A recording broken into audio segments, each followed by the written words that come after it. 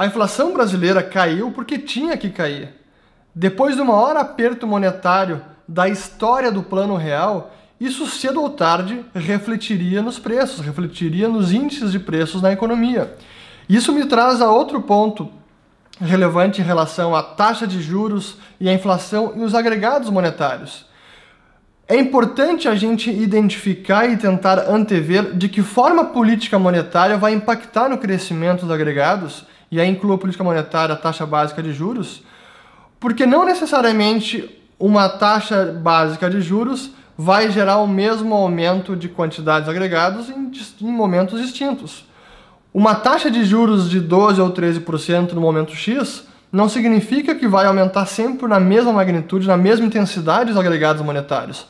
Basta a gente ver a história do Plano Real, seja medindo pelo M1, seja medindo pelo M2, em diversos pontos da história em que uma Selic de 10% ou 12% gerou um alto crescimento dos agregados monetários, e agora que a Selic está nesse mesmo patamar, entre 12% ou 13%, e os agregados monetários registraram uma forte queda ou um grande arrefecimento no seu crescimento.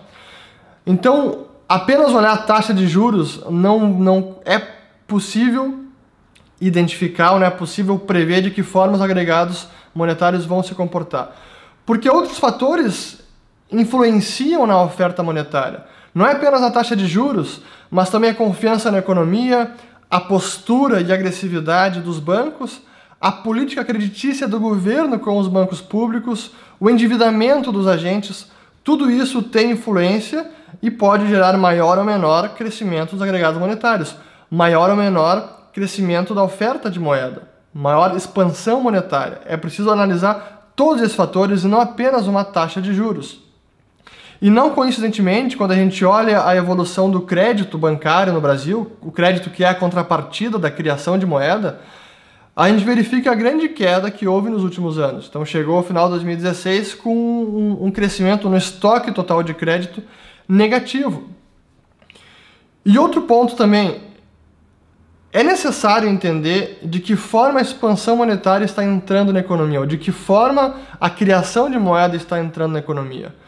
Está servindo para financiar exclusivamente ou principalmente algum setor, como por exemplo imóveis, ou a criação de moeda está indo majoritariamente no financiamento de consumo corrente, não nem de bens duráveis. Então é fundamental olhar não apenas a expansão monetária, mas a contrapartida disso, que tipo de crédito, que tipo de atividade econômica a expansão monetária está sustentando ou está influenciando.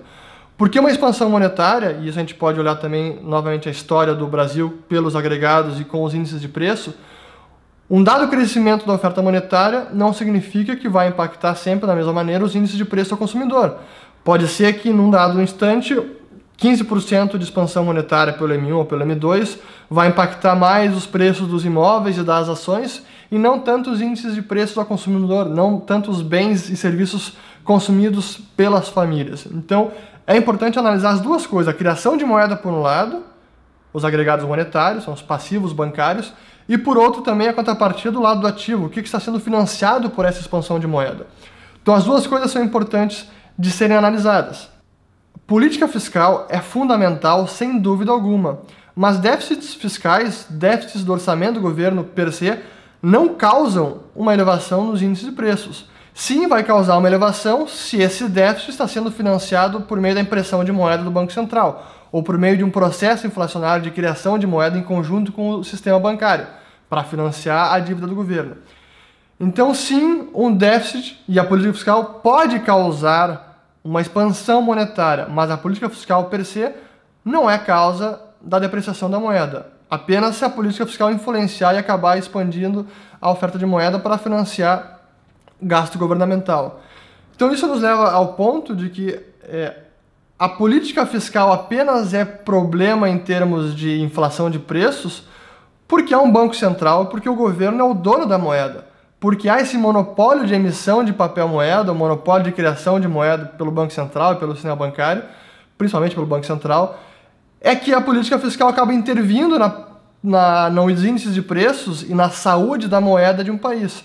Porque, por exemplo, imagine se a Ambev se endivida demais ou se a Vale do Rio Doce ou se a Gerdau, enfim, qualquer grande empresa brasileira, se as empresas em conjunto entram em apuros e com problema de balanço, de alta dívida e de prejuízos crescentes. Um problema numa empresa, num setor, em várias empresas, não vai impactar na depreciação da moeda, não vai impactar nos índices de preço ao consumidor. Isso é um problema da empresa em si. Se o governo não detivesse o monopólio de moeda, a complicação de algum governo, complicações orçamentárias, endividamento excessivo, não refletiria sobre a moeda, não seria necessário depreciar a moeda. Isso somente é um problema porque o governo realmente detém o monopólio da moeda, de emissão de dinheiro. Se um governo, num ambiente, numa economia em que ele não controla a moeda, que a moeda não está sob a sua batuta, o governo simplesmente quebraria. Um governo em apuros fiscais ou que está com sobreendividamento, ele simplesmente quebra, como ocorre com qualquer empresa. Não pode emitir moeda para cobrir seus gastos, simplesmente vai quebrar. Então a política fiscal, ela apenas impacta na política monetária porque a gente tem um Banco Central, porque o governo é o dono da moeda. Se isso não ocorresse, a política fiscal seria inócua. O que acontece com as finanças do governo não interessaria. Esse é somente um problema no nosso paradigma em que o dinheiro é estatal e que o governo pode influenciar na criação de moeda e ser a causa causante da causa causada. Então, um déficit governamental pode ser a causa causante da expansão monetária, que é a causa causada. Se não houvesse esse problema de moeda estatal, essa discussão seria completamente inócua.